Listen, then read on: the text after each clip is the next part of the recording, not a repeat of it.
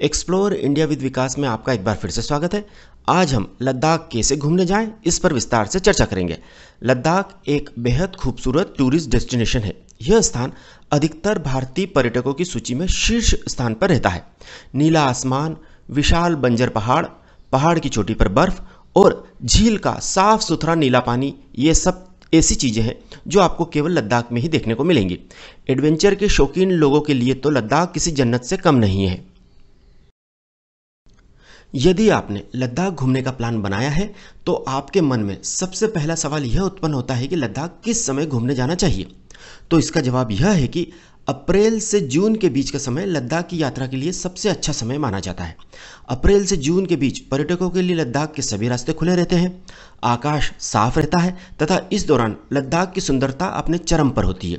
लद्दाख में अप्रैल से जून के बीच तापमान लगभग 15 डिग्री सेल्सियस से 30 डिग्री सेल्सियस के बीच रहता है, जबकि जुलाई से सितंबर तक तापमान 3 डिग्री सेल्सियस से 17 डिग्री सेल्सियस के बीच तथा अक्टूबर से मार्च के दौरान तापमान 0 डिग्री सेल्सियस से 15 डिग्री सेल्सियस के बीच रहता है तथा जुलाई से मार्च के महीनों में लद्दाख के बहुत सारे रास्ते बर्फ तथा बारिश के कारण बंद रहते हैं।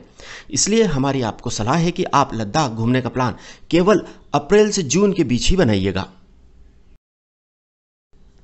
आपने यह तो तय कर लिया कि आपको लद्दाख कब जाना है। अब आपके सामने दूसरा सवाल यह उत्पन्न होता है कि लद्दाख कैसे पहुंचे। तो इसका जवाब यह है कि लद्दाख जाने के लिए हवाई जहाज, ट्रेन और बस आदि के कई विकल्प उपलब्ध हैं। आप अपनी सुविधा के अनुसार किसी भी साधन से लद्दाख पहुंच सकते हैं। यदि आप बस द्वारा लद्दाख की संयुक्त राजधानी लेह जाना चाहते हैं तो इसके लिए 2 रूट उपलब्ध हैं, एक श्रीनगर से लेह तथा दूसरा मनाली से लेह। इन दोनों रास्तों से लेह के लिए सरकारी और निजी बसें चलती हैं।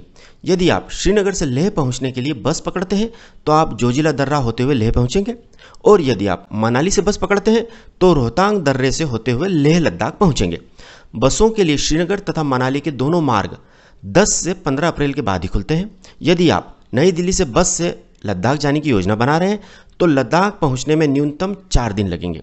यदि आप श्रीनगर से लेह लद्दाख जाना चाहते हैं तो श्रीनगर से लेह लद्दाख की दूरी 425 किलोमीटर है तथा यात्रा में 2 दिन का समय लगता है। बस सुबह 8 बजे डल लेक के पास स्थित टूरिस्ट रिसेप्शन सेंटर से प्रारंभ होती है। बस सोनमर्ग तथा द्रास होते हुए शाम को कारगिल पहुंचती है तथा रात को आपको कारगिल में ही रुकना होता है। रात में रुकने तथा खाने का खर्च आपको अलग से देना होता है। अगले दिन यही बस सुबह 8 बजे वापस अपनी यात्रा प्रारंभ करती है तथा शाम को 3 से 4 बजे लद्दाख की संयुक्त राजधानी लेह पहुंच जाती है। बस का 2 दिन का कुल किराया लगभग 1300 रुपये है। यदि आप बस द्वारा मनाली से लेह लद्दाख जाना चाहते हैं तो यात्रा में 2 दिन का समय लगता है तथा मनाली से लेह की दूरी 475 किलोमीटर है। आपको सबसे पहले अपने गृहनगर से मनाली आना होगा। मनाली से ही लेह पहुंचा जा सकता है। लेह के लिए बस सुबह 10 बजे Himachal Pradesh road transport centre Manali से प्रारंभ होती है। बस अटल टनल से गुजरते हुए दोपहर में 2 से 3 बजे केलोंग पहुंचती है तथा रात भर आपको केलोंग में ही रुकना होता है। यहाँ पर रुकने तथा खाने का खर्च आपके बस टिकट में ही सम्मिलित होता है, अर्थात आपको रात रुकने तथा खाने का खर्च अलग से नहीं देना होता है।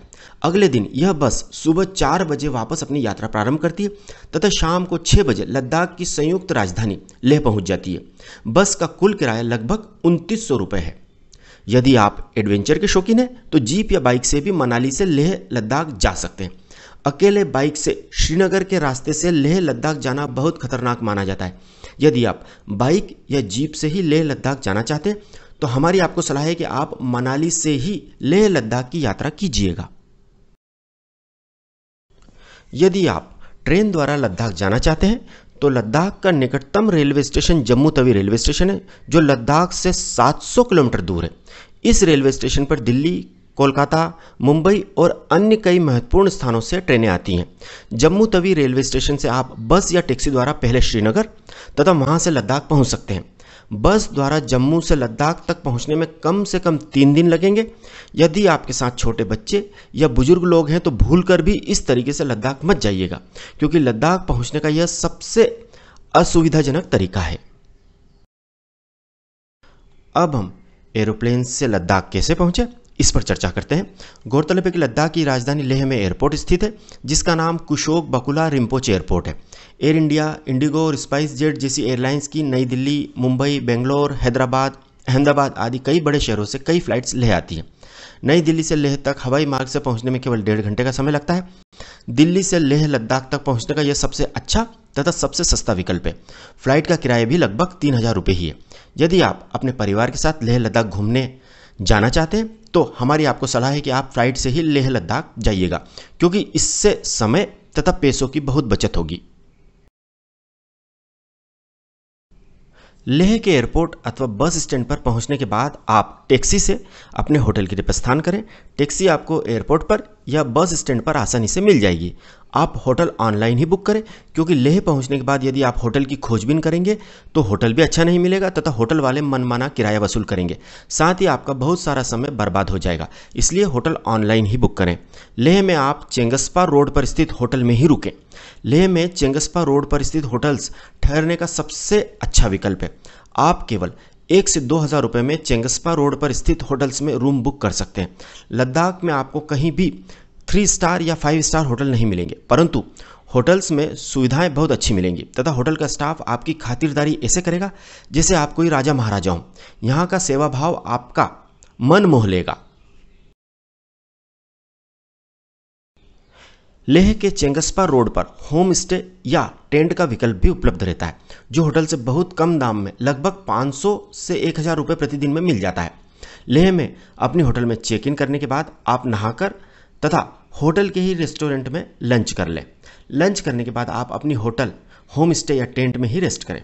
इसका कारण यह है कि ऑक्सीजन की भारी कमी तथा हाई एल्टीट्यूड के कारण आपको लेह पहुंचते ही एक्यूट माउंटेन सिकनेस AMS महसूस होगी। आपको सरदर्द, उल्टी, बेचैनी तथा चलने फिरने में भी दिक्कत होगी। इसलिए आपको लेह पहुंचते ही घूमने के लिए नहीं निकल जाना है। आपको पहले दिन अपनी होटल में ही रेस्ट करना है ताकि आपका शरीर लेह के मौसम का अभ्यस्त हो जाए। एक बात और याद रखें कि यदि आपके साथ बुजुर्ग लोग हैं तो आप अपने होटल में चेक इन करते ही रिसेप्शन से पोर्टेबल ऑक्सीजन सिलेंडर ले लीजिएगा। यह ऑक्सीजन सिलेंडर आपको केवल 500 रुपये में मिल जाएगा। यदि आपके परिवार में किसी को सांस लेने में दिक्कत हो तो आप इस ऑक्सीजन सिलेंडर का उपयोग कर सकते हैं। सांस लेने में दिक्कत केवल कुछ समय ही होगी तथा यह ऑक्सीजन सिलेंडर आपकी उस दौरान बहुत मदद करेगा। आप अपने होटल में रात का डिनर करके रेस्ट करें। इस प्रकार लद्दाख ट्रिप का आपका पहला दिन समाप्त होता है। अगले दिन अर्थात दूसरे दिन आप सुबह उठकर फ्रेश होकर तथा नहाकर अपने होटल में ब्रेकफास्ट करें।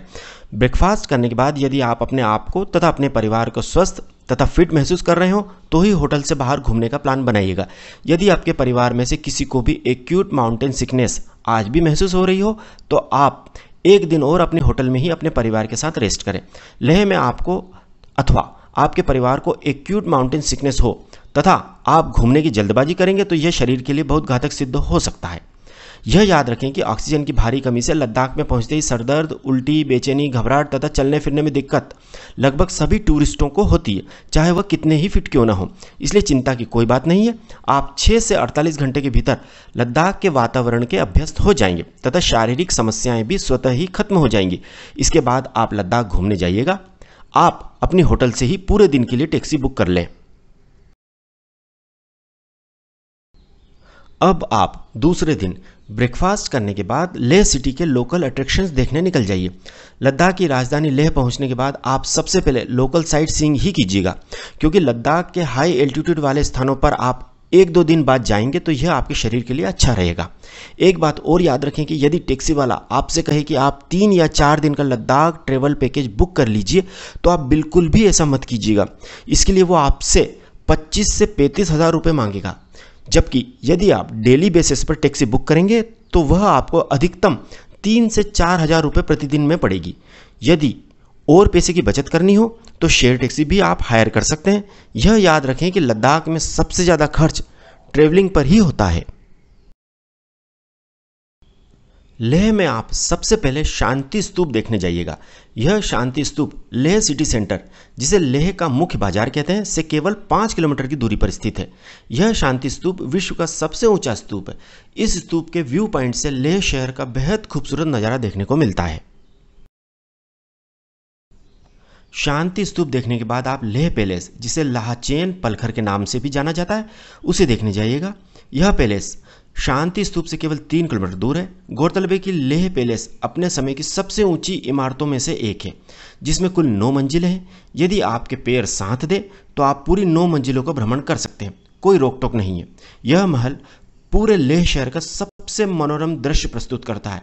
गौरतलब है कि इस पैलेस में 17वीं शताब्दी में राजा नामग्याल का परिवार रहता था। इस पैलेस को देखने के बाद आप काफ़ी थकान महसूस करेंगे, इसलिए आप इस पैलेस के भ्रमण के बाद लेह सिटी में कहीं भी अच्छे से रेस्टोरेंट में लंच कर लें।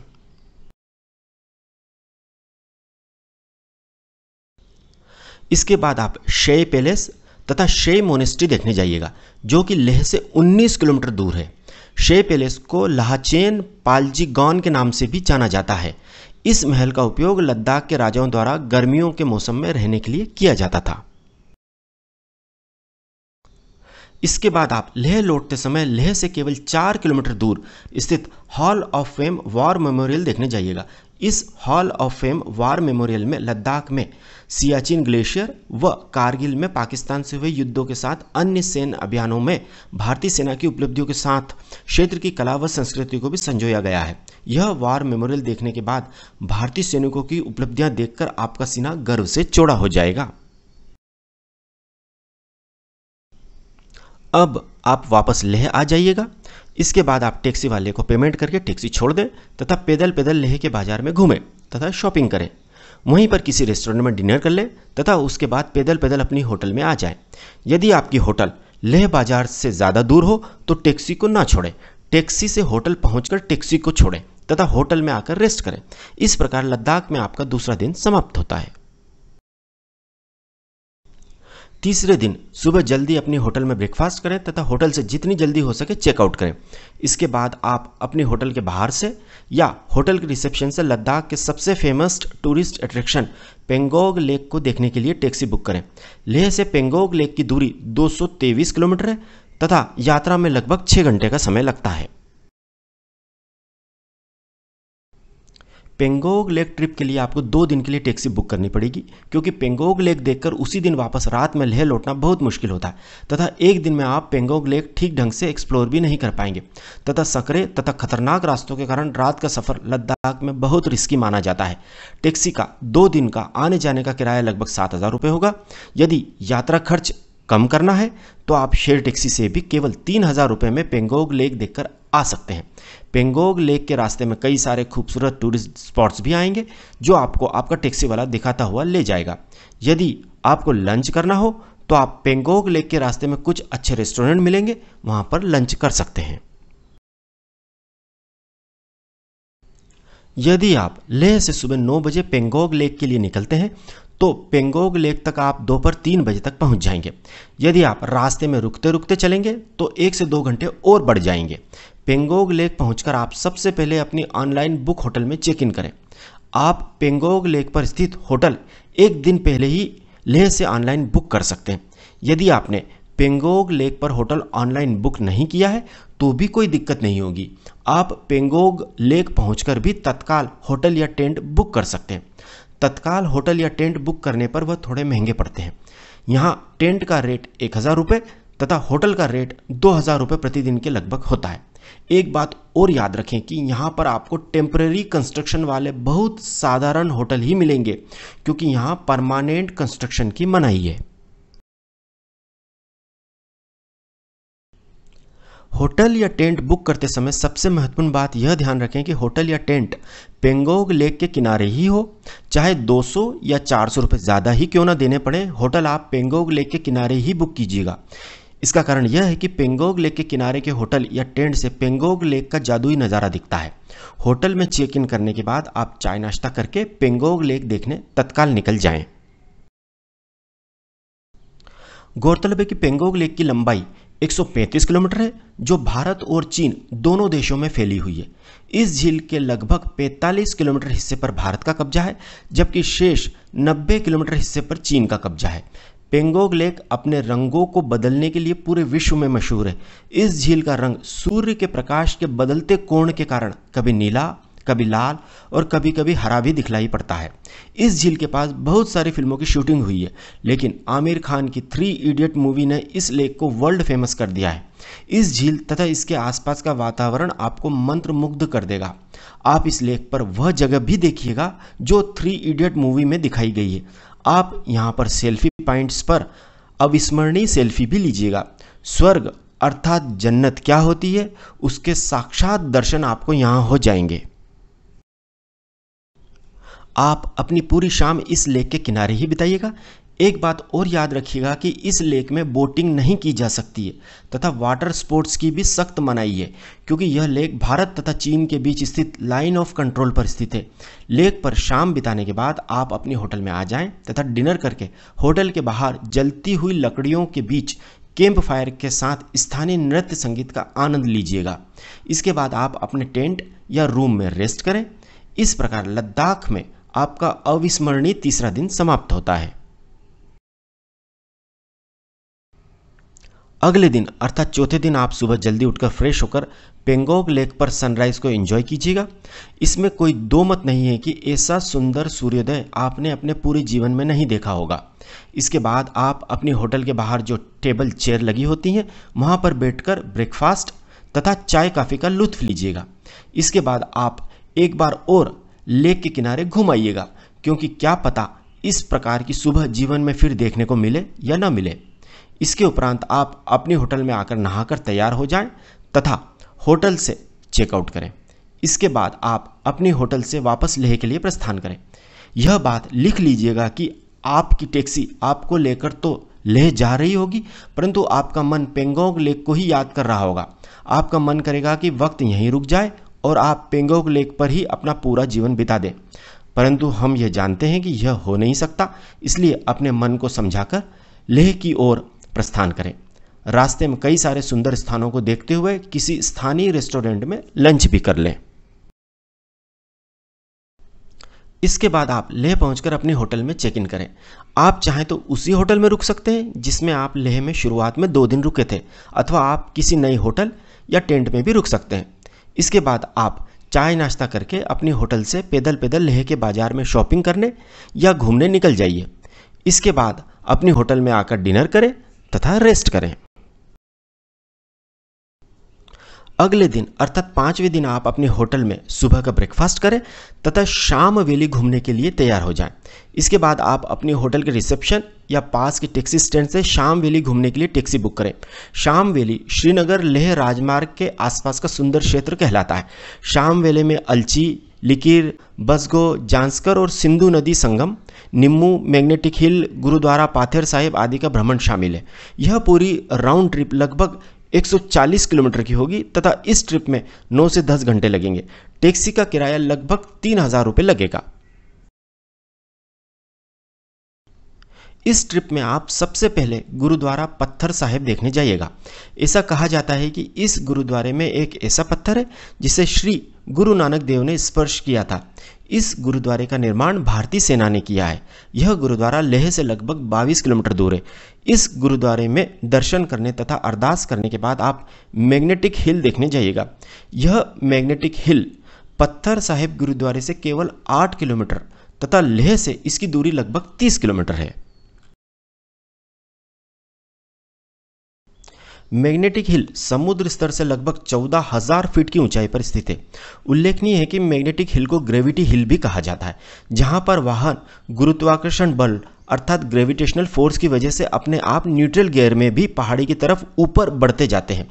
मैग्नेटिक हिल में ऑप्टिकल भ्रम के कारण हमें ऐसा लगता है कि हमारी गाड़ी न्यूट्रल गियर में पहाड़ी पर चढ़ रही है। लद्दाख जाने वाला हर पर्यटक इस मैग्नेटिक हिल के जादुई फिनोमिना को देखने जरूर जाता है। आपकी गाड़ी का ड्राइवर भी इस जादुई घटना को आपकी आंखों के सामने करके दिखाएगा। मैग्नेटिक हिल देखने के बाद आप थोड़ा आगे जांस्कर नदी तथा सिंधु नदी के संगम को देखिएगा, जहां पर आप रुककर सुंदर सेल्फी भी ले सकते हैं। इसके बाद आप बासगो पैलेस तथा बासगो मोनेस्ट्री देखने जाइएगा। बासगो पैलेस मिट्टी का बना होने से वर्तमान में कई जगह से टूट फूट गया है, परंतु फिर भी इस महल की सुंदरता का कोई जवाब नहीं है। बासगो पैलेस तथा बासगो मोनेस्ट्री लेह से 40 किलोमीटर तथा जांसगर नदी तथा सिंधु नदी के संगम से केवल 4 से 5 किलोमीटर दूर है। बासगो पैलेस तथा बासगो मोनेस्ट्री देखने के बाद आप लिकीर मोनेस्ट्री देखने जाइएगा। लिकीर मोनेस्ट्री बहुत ही सुंदर तथा भव्य मोनेस्ट्री है। लिकीर मोनेस्ट्री लेह से 52 किलोमीटर दूर स्थित है तथा बासगो पैलेस तथा बासगो मोनेस्ट्री से केवल 12 किलोमीटर दूर है। लिकीर मोनेस्ट्री देखने के बाद इस मोनेस्ट्री के पास ही कई अच्छे रेस्टोरेंट है, वहां आप लंच कर लें। लिकीर मोनेस्ट्री देखने तथा लंच करने के बाद आप आलची गांव में स्थित आलची मोनेस्ट्री तथा टेम्पल कॉम्प्लेक्स, जिसे संयुक्त रूप से आलची गोम्पा कहते हैं, देखने जाइएगा। आलची गोम्पा लेह से 70 किलोमीटर दूर है तथा बासगो पैलेस तथा बासगो मोनेस्ट्री से लगभग 18 किलोमीटर दूर है। आलची गोम्पा बहुत विस्तृत क्षेत्र में फैला हुआ है।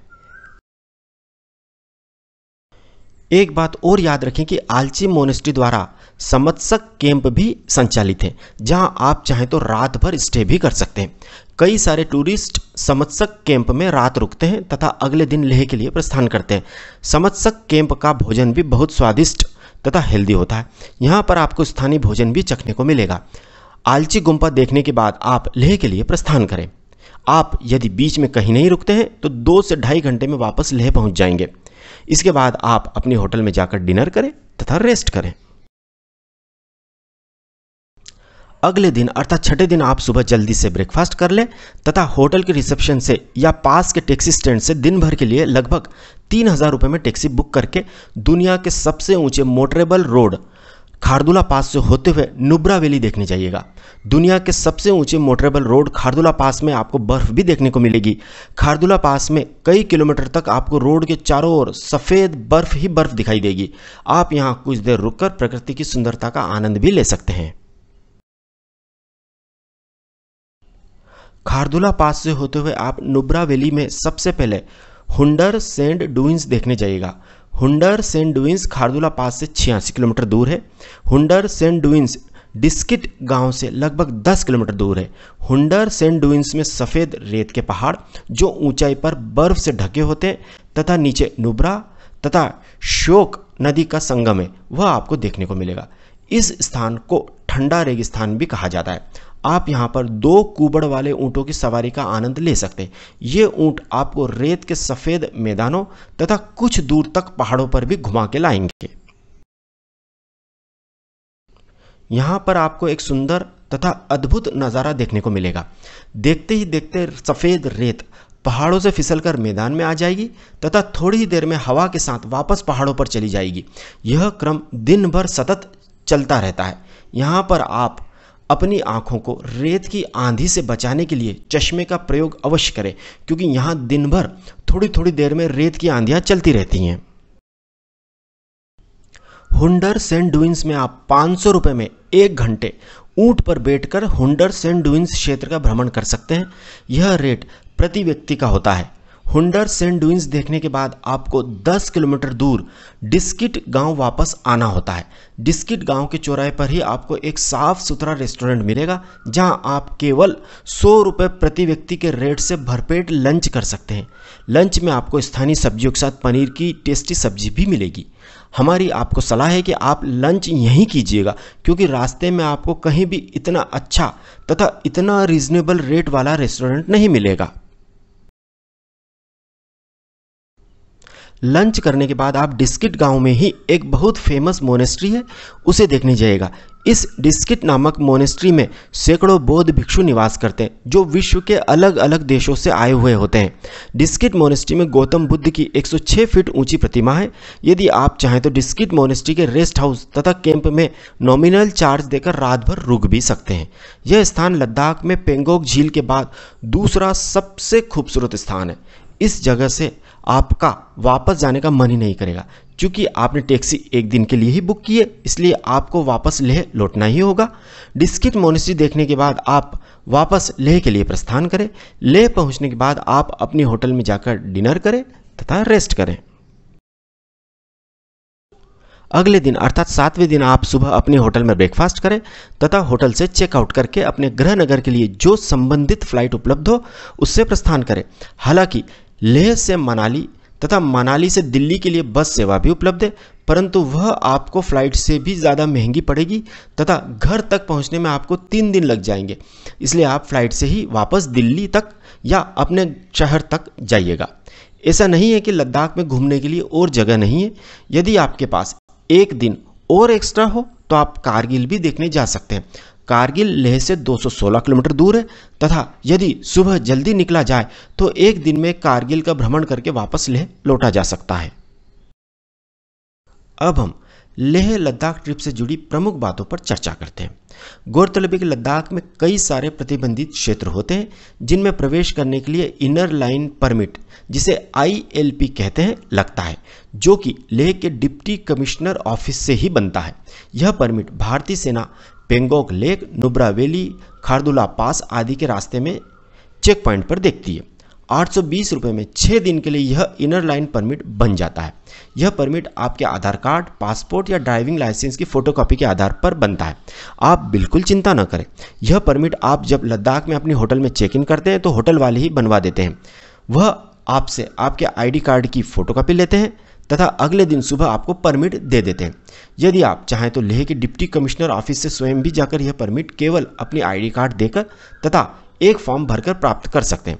आप स्वयं लेह के डिप्टी कमिश्नर ऑफिस जाएंगे तो यह परमिट केवल 620 रुपये में ही 6 दिन के लिए बन जाएगा। परंतु बेहतर यह है कि आप होटल के रिसेप्शन पर अपनी ID देकर ही परमिट बनवा लीजिएगा। इससे आप लेह के डिप्टी कमिश्नर ऑफिस में जाने से तथा लाइन में लगने से बच जाएंगे और समय की भी काफ़ी बचत होगी। यह परमिट लेह में जगह जगह बैठे ट्रेवल एजेंट भी तत्काल बनवा देंगे, इसलिए आप इस परमिट की ज़्यादा चिंता न करें। यह परमिट ऑनलाइन भी बन जाता है। इस ट्रिप से जुड़ी कुछ बातें और याद रखें। लेह लद्दाख में तापमान बहुत कम होता है, इसलिए अपने साथ अच्छे गर्म कपड़े अवश्य रखिएगा। लेह लद्दाख ट्रिप में अपने साथ अच्छी ग्रिप वाले जूते ही रखें। इस ट्रिप में महिलाओं को भी चप्पल की जगह अच्छे स्पोर्ट्स शूज़ ही पहनने चाहिए, क्योंकि चप्पल में लद्दाख में चलने में बहुत परेशानी होगी। इस ट्रिप में यदि आपके साथ बुजुर्ग लोग हैं तो उनके स्वास्थ्य का विशेष ध्यान रखें। लेह लद्दाख में प्लास्टिक प्रतिबंधित है, तो आप पर्यावरण फ्रेंडली सामग्री का ही उपयोग करें। अपने साथ पीने के पानी के लिए स्टील की बोतल ही लेकर जाएं। लद्दाख में टैक्सी वालों से जमकर बार्गेन करें, क्योंकि कई टैक्सी वाले टैक्सी का किराया 4 से 5 गुना तक ज़्यादा बताते हैं। आप टैक्सी बुक करने से पहले यह देख लें कि वह कितने किलोमीटर लेके जाएगा तथा वह प्रति किलोमीटर कितना चार्ज कर रहा है। यह बात आप गांठ बांध ले कि टैक्सी वालों तथा ट्रेवल एजेंट के पैकेज बिल्कुल नहीं लेंगे, क्योंकि यदि आप पैकेज ले लेंगे तो आपके बुरी तरह ठगाने की संभावना है। ट्रेवल पैकेज लेने पर टैक्सी वाले ठीक ढंग से घुमाते नहीं हैं तथा केवल खाना पूर्ति करते हैं। चाहे होटल वाले, टैक्सी वाले या ट्रेवल एजेंट कितना ही बोले, आप डेली बेसिस पर ही टैक्सी हायर कीजिएगा। केवल पेंगोंग लेक के लिए ही 2 दिन की टैक्सी किराए पर लीजिएगा, बाकी प्रतिदिन टैक्सी डेली बेसिस पर ही लीजिएगा, अन्यथा लेह के टैक्सी वाले तथा ट्रेवल एजेंट आपके पॉकेट में बड़ा सा होल कर देंगे। अब हम 7 दिन की इस लेह लद्दाख ट्रिप के अधिकतम कुल खर्च की बात करते हैं। 4 लोगों का आने जाने का फ्लाइट का कुल किराया लगभग 20,000 रुपये।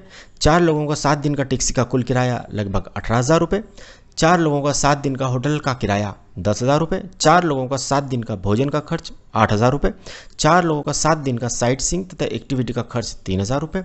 4 लोगों का लद्दाख में 7 दिन का अधिकतम कुल खर्च 59,000 रुपीज़। इसे हम 4 से डिवाइड करते हैं तो प्रति व्यक्ति कुल खर्च 14,750 रुपये आएगा। इस प्रकार आप केवल 14,750 रुपये में शानदार तरीके से टैक्सी तथा फ्लाइट को शामिल करते हुए लद्दाख घूम सकते हैं। यदि आप टैक्सी की जगह शेयर टैक्सी का इस्तेमाल करते हैं तो यात्रा खर्च बहुत कम हो जाएगा। तो अब इंतज़ार मत कीजिए, जल्दी ही लद्दाख घूमने का प्लान बनाइएगा। यदि आपको हमारी जानकारी सही तथा उपयोगी लगी हो तो प्लीज़ हमारे चैनल एक्सप्लोर इंडिया विद विकास अर्थात ट्रैवल एंड एक्सप्लोर को सब्सक्राइब ज़रूर कीजिएगा। Thank you.